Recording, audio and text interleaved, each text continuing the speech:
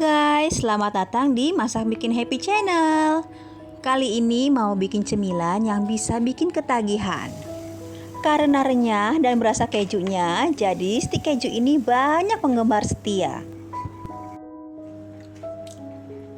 Renyah, garing, dan berasa kejunya.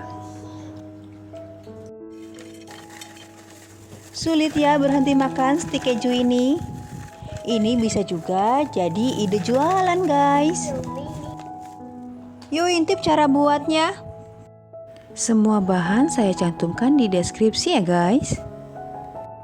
Blender, keju parut, dan telur. Lalu masukkan tepung tapioka dan margarin cair. Lalu kita aduk-aduk dan ini hasilnya. Lalu kita masukkan ke plastik segitiga. Terus ditekan, lalu kita gunting dan kita tekan lagi dan gunting lagi. Lalu kita akan goreng. Setelah kering kita balik dan ini hasilnya sudah kering. Renyah, gurih, dan ekonomis. Terima kasih sudah menonton Masak Bikin Happy. Sampai ketemu di video selanjutnya guys.